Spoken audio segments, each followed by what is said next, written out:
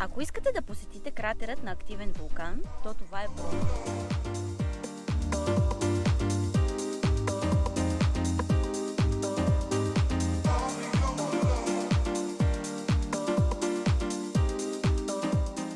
Ние направихме цялата организация след пристигането ни в East Java. Проучихме множество агенции, но офертите, които получихме, бяха много скъпи и не ни устройваха. Тук ще ви покажем пример на една от офертите, които получихме.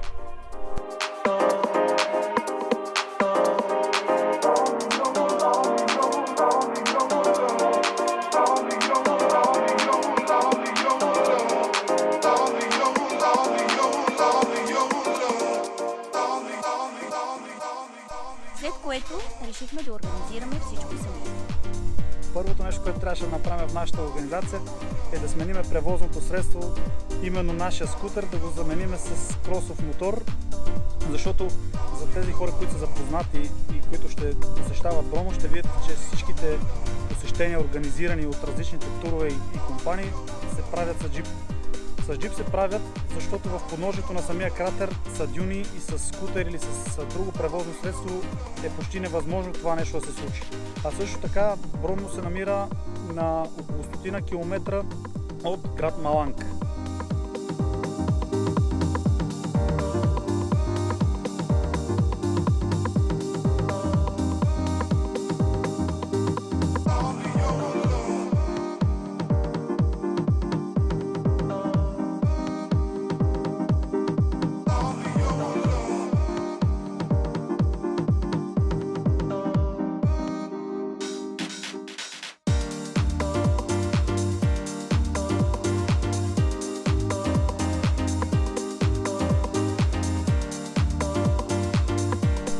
Почнахме да гледаме откъде може да си наемеме кросов мотор, за да стане пътуването ни по-лесно през дюните. В дълго търсене в интернет и питане на хора стигнахме до компанията Garuda Tour. Сега сме пред офиса на Garuda Tour да си наемаме този кросов мотор за 2 дена, който цената на ден е 250 хиляди. Ние искаме сами и самостоятелно без тур да се качиме на Маунт Бромо. А ние за 500 хиляди с мотор там и ще си наемем стаичка около Бромо и ще се качиме самостоятелно. Да тръгвам.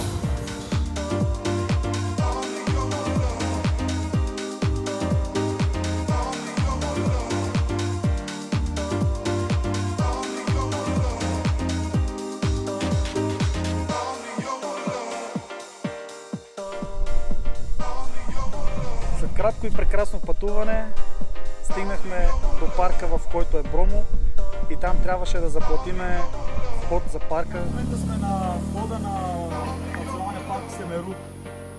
Тук трябва да си платите по 220 хиляди на рупии на човек за вход, за да може да продължите натам и сутринта да се качите на изгрева на заплащат 220 хиляди за чужденци, само за чужденци. През уикенда е 320. След като пристигнахме, намерихме човек, който ни предложи да отседнем в една стаичка, за която заплатихме 30 000 рупии на вечер.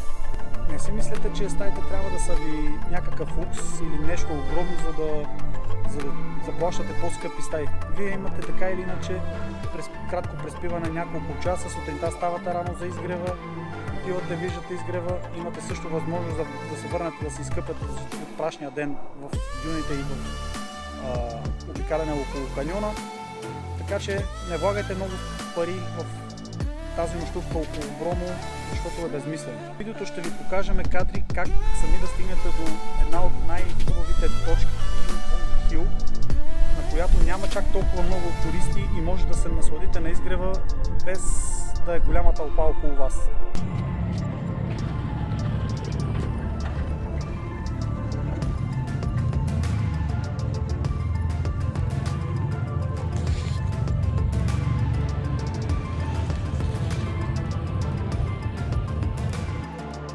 картата може да видите самата локация на мястото, на което бяхме отседнали за нощувката ни преди изкачването за изгрева на Бромо.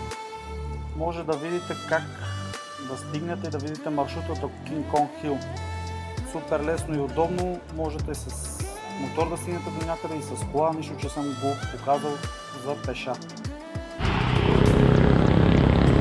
Този път вляво води към пясъчните дюни, към които ще слезнем после, за да отидем на кратера.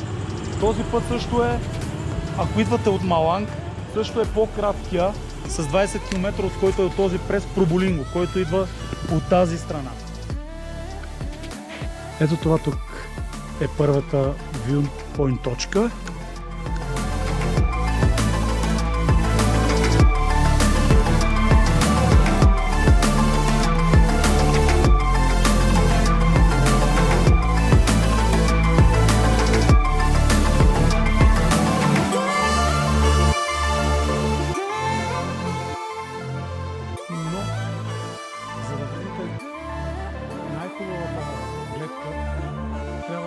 Най-високата точка да ходите по тези стълби, по пътеката и отгоре ще стигнете до втората viewpoint точка. От нея има още много малко, но не тръгвате по пътеката, която е направена, а тръгвате вляво по черната пътека и ще стигнете точно ето там на върха. Оттам е най-добрата гледка за изгрева. Здравейте, приятели! Ние току-що се изкачихме на планината Пенджинкан, от която ще заснемем утре сутринта изгрева. Пред нас е планината Бромо, а до нея е кратерът Бромо, от който утре също ще се качиме на самия кратер и ще ви покажем видеа оттам. До утре! Чао! Часът е 1:45 и не се оправяме да отидем за изгрева на Бромо.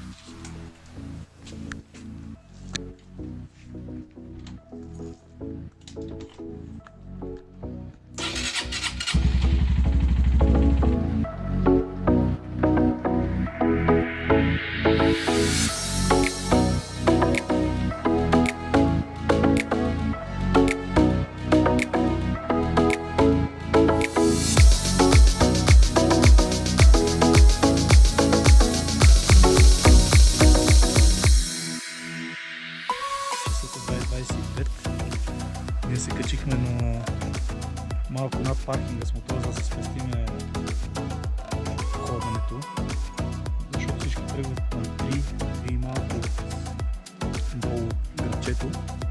И ние решихме да тръгнем по-рано, за да може да хванем най-доброто място и да може да се спестиме ходенето. Вече сме на върха на King Kong Hill. Срещнем изгрева. За това е най-добре вие сами да си организирате абсолютно всичко, защото няма никой. Идваме по-рано и няма никой. А след малко тук ще дойдат много хора, защото всякъде пръмчат джипове. Долу не знам дали се вижда на дюните как върват джиповете.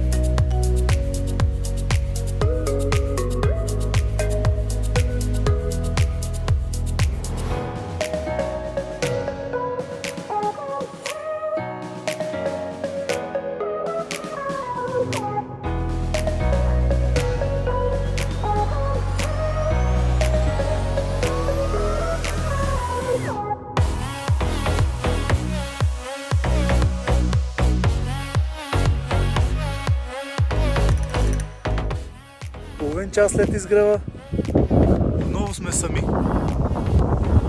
И последните хора си тръгват. Може да останете да направите каквито кадри са ви нужни. След като наблюдавахме изгревът, се отправихме към следващата точка. Това е кратерът на вулкана Бромо.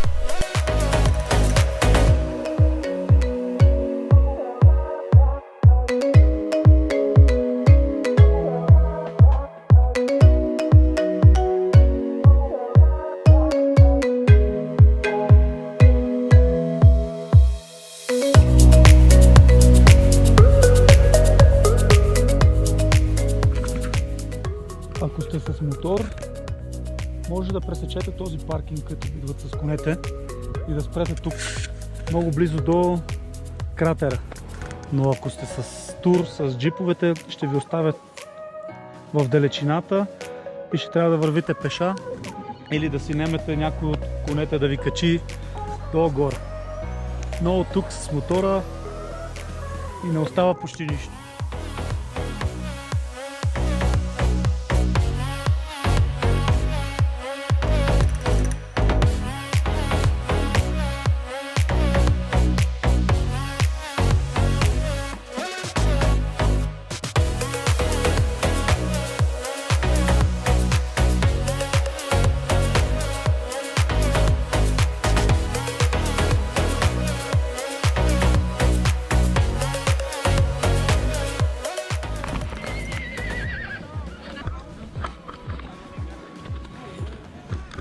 Това е стоянката за кончетата на обратно.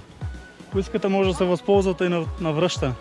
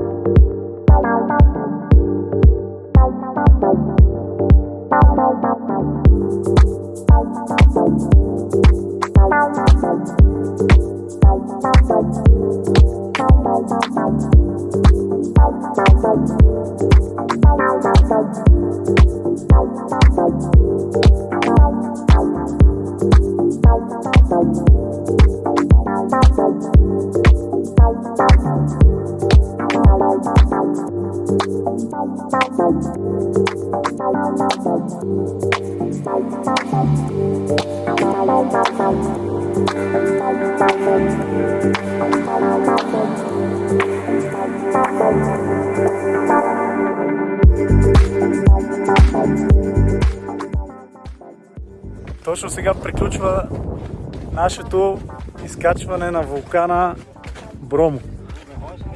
Най-добре е да си организирате сами абсолютно всичко, за да не се съобразявате с гидове, като ви кажат трябва 10 часа или колко си часа да сте на уреченото място, а така тръгвате когато искате, правите каквото искате, колкото искате, до когато искате и всичко приключва когато вие поискате. Може да останете цял ден, за вход не се плаща, за абсолютно нищо не се плаща. Единствено се плаща една такса за чужденци 220 000 индонезийски рупии, която се плаща на влизане в парк. Това е единствената такса, която трябва да заплатите. Друго нищо не ви е нужно да заплащате, на никой никъде. Пазите си билетите от входа на парка и никъде не е нужно да плащате каквото и да било. Тук ще оставихме мотора в Гаруда Тур. От тук ги наехме за 48 часа, но се връщаме около 10 часа по-рано и ни върнаха 100 000 от цялата сума. така че възползвате супер са коректни. Едното място, което решихме да посетиме в Източна Ява, това е Иджен. Това, че си го оставяме накрая, не означава, че ни е с най-малък интерес и най-малко желание да го посетиме. Напротив, Иджен е едно от най-култовите и най-известни места в Източна Ява, но решихме да си го оставяме за накрай, защото е около 400-500 км от Маланг. Решихме да го комбинираме в последните дни и оттам да се отправим за летището в Сурабая, откъдето си бяхме резервирали билети с Air Asia за следващата ни дестинация, която е Ломбок. Отново избрахме нашия вариант, а това е да отидем на място в Бануанги и там да организираме прехода до Иджен. За целта хванахме влака от Маланг до Бануанги. Впоследствие разбрахме, че хостът, при който бяхме отседнали, организира турове до Иджен. Много важно нещо е, което трябва да знаете, не резервирайте билет за влака в последния момент, както се опитахме да направим и ние. Сега сме на ЖП гарата в Маланг и ще си купуваме билети за влакчето и отиваме в Бануанги. И там ще катериме кратерът Иджен. Машинката, която за билети работи 24 часа. Ако случайно нещо изпитвате затруднения с машината отвън, която работи нон-стоп и не може да се оправите, може да дойдете в гишето за обслужване, което работи от 9 до 4. Теглите си номерче от тази машинка и се редите, за да ви дадат подробна информация за влаковете, часове, дати, цени, абсолютно всичко. Там ще ви оформят документите и на следващото гише си плащате. Нашия съвет е да дойдете ден-два по-рано да си вземете билета, за да има места. Защото ние дойдохме в последния момент, искаме да пътуваме утре и има само едно свободно място. И ще трябва да правим прекачване с влаковете. Така че си отделете време, за да свършите тази работа през почивката ви, която е в Маланг. Сега сме на ЖП гарата в Маланг и влизаме да си чекираме багажа и отпътуваме за Бануанги. Ето на тази машина идвате и си сканирате билетчето. И ви... сканира. Да, сканира се баркода и ви изкарва бордните карти за влак. И оттам се насочвате на кой перон сте. Ето пише номер 4, мястото ни е 15Д. На Гергана, на Атанас е 15.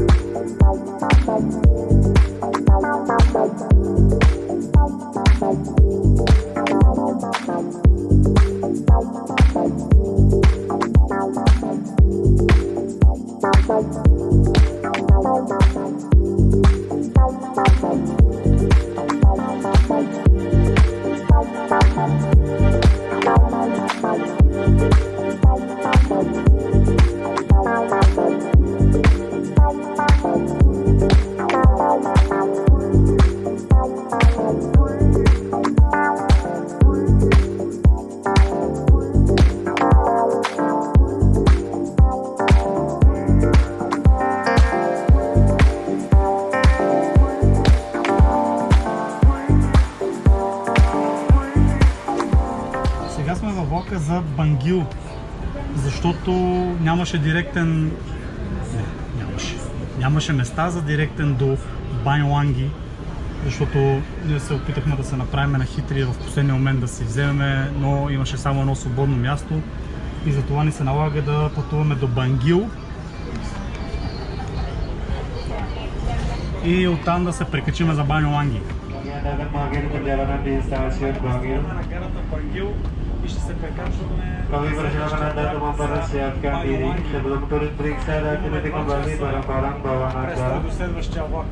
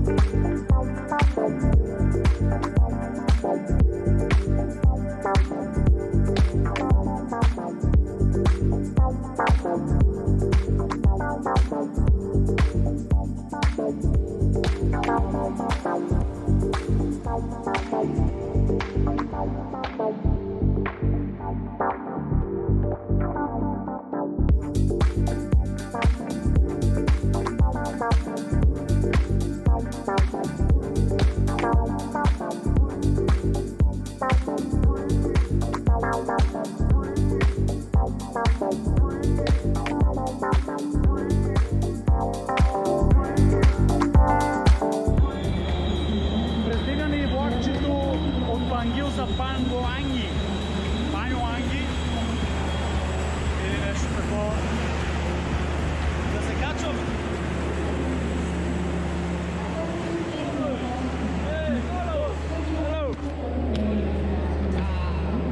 Къде сме?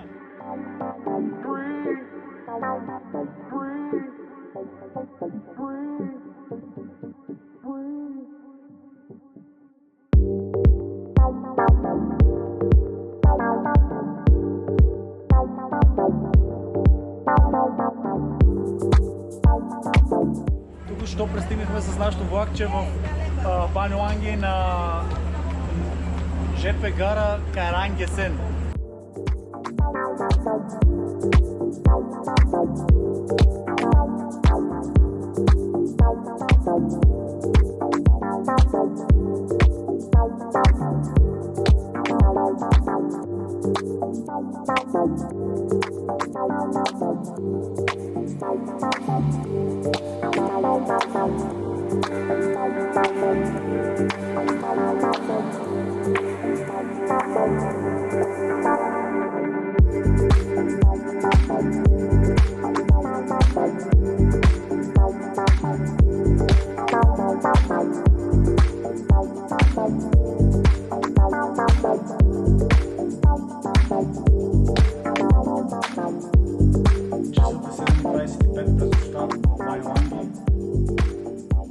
Се приготвяме, налягаме, че трябва да ставаме към 11, за да катериме Иджен. 11 часа и 2 минути. Готови сме да скачваме. Решихме този път да го направим с гид, защото от всички видеа, които бяхме гледали и блоговете, които бяхме прочели, разбрахме, че не може да го направим сами. Но това не отговаря на истината. Също така в видеята и в информация, която бяхме проучили, казваха, че на кратера трябва да плащаш по някаква определена сума за камера, още по-голяма сума за да вкараш своя дрон, което също не отговаря на истината. Ние си влязахме с камерата, с дрона, без никой да ни проверява и без да заплащаме абсолютно нищо. Before we start, I will give some information about Ijen. Ijen only 2,386 above sea level. So now we are in 1,850. But we work from here 3.4 kilometers to the top.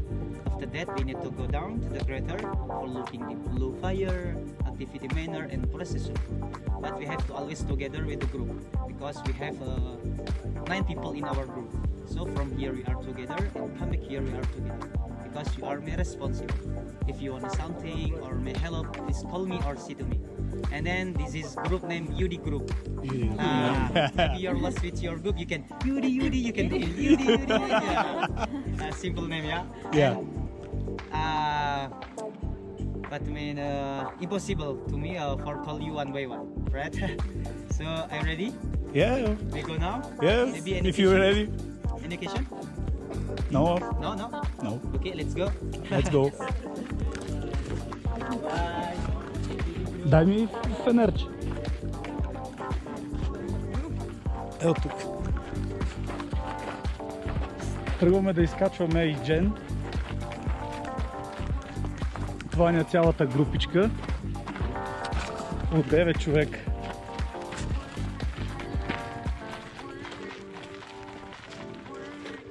Няма никакви проверки за, както сме чели, за камери, за дронове, поне за сега. Така че ще видим какво ще се случи за напред.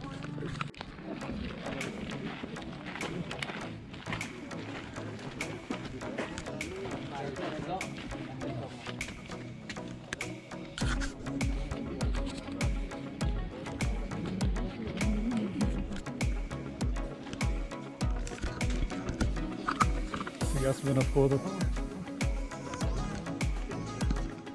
въпроса.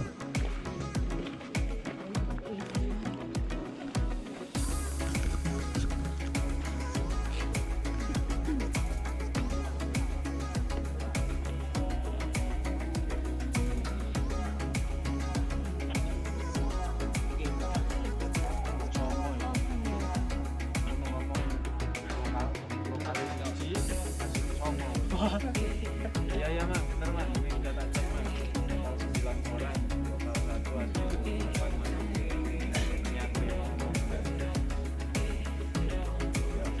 Okay. Yeah? Let's go!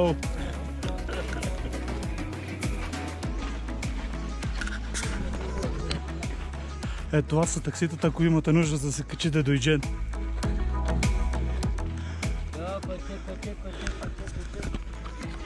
Пътчето е много лежерно. Изобщо нямате нужда от таксита и от никаква, кой знае каква подготовка, за да се изкачите. Само 3 км и половина 4 са. Нищо работа.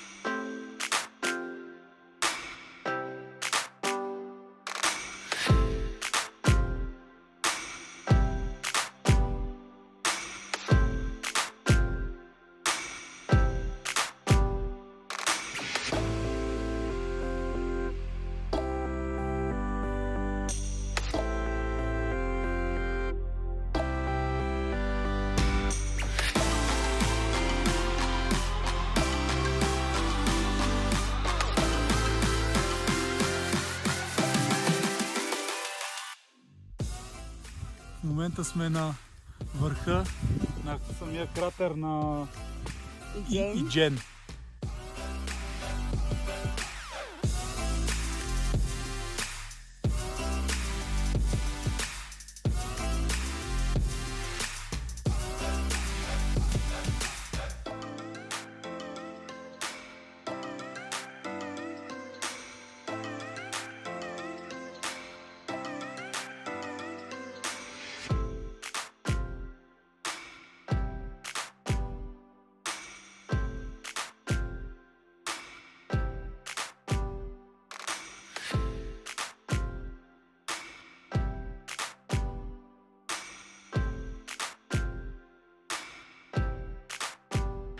Той от форумите и от влоговете, които сме чели, навсякъде всички хора се качват с гайд, наемат си тур, дали ще бъде през TripAdvisor, но през никакъв случай не. Дори да решите да се качите с гайд, да си организирате тур, не го правите през TripAdvisor. Като пристигнете на място, като си намерите къде ще седнете, хората, всеки един от който предлага хомстей, къщичка за хотел, всичките могат да ви помогнат с уреждането на тур. В никакъв случай не давайте повече пари от 400 000 на човек, но това е за уикенда, защото за уикенда го таксуват по-скъпо. 300 колко хиляди искаха? 350 хиляди от всеки ден от дни. Точно така, 350 хиляди през денонощните дни. Във видеото отдолу ще видите линк на място, което ние отседнах. Много сме доволни от това място. Излизане около 200 000 на вечер с закуска. Жената дойде и ни взе от гарата и ни уреди тура. Всичко се плаща накрая, няма нужда с резервации. Единствено през Airbnb сме си писали с нея, за да си наемеме на мястото. Относно до това, дали можете сами да се качите, всичко можете сами да си направите. След като се настаните в още не мога да баню Ланги. Оттам може да си наемете мотор, кола или само шофьор, който да ви докара до входа на Иджен. Ако не може да си намерите шофьор на добра цена, може да си наемете мотор. Но ако сте двама човека, мотора трябва да е малко по-мощен, защото е много стръмничко тук по пътя назад-насам. Друго важно нещо, което трябва да се знае, много хубаво облечени трябва да бъдете тук, защото времето се променя рязко. И аз затова в това клипче не мога да добавя много кадри, защото излезна мъгла и не можахме да заснемем нищо, нито с дрон, нито с камера, защото мъглата излезна и абсолютно нищо не се виждаше. След като стигнете до началната точка за тръгване за кратера Иджен, просто трябва да си заплатите такса за вход. Също така е много важно да знаете, че трябва да имате фенерче и противогаз. Пътеката е супер елементарна, има много хора с гидове и по никакъв начин не може да се загубите.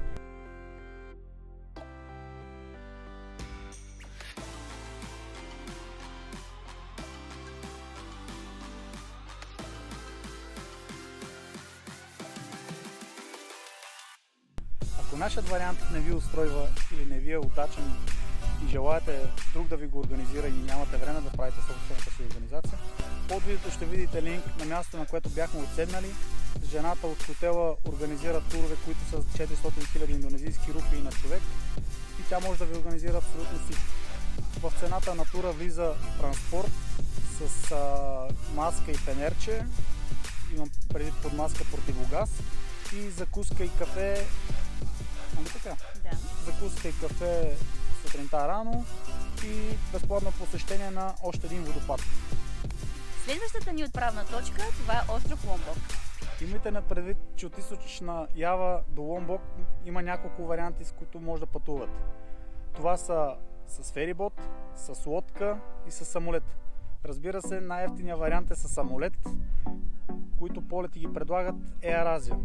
Но имайте на предвид, че не с всяка карта може да си закупите билет на Air Asia. Затова ние го направихме на място в офис на Air Asia, защото с нашите карти, с които разполагахме, не може да се закупи такъв. Пуснете някой от нашите видеа, абонирайте се за канала, за да не определя YouTube алгоритъма какво да гледате, цъкнете камбанката.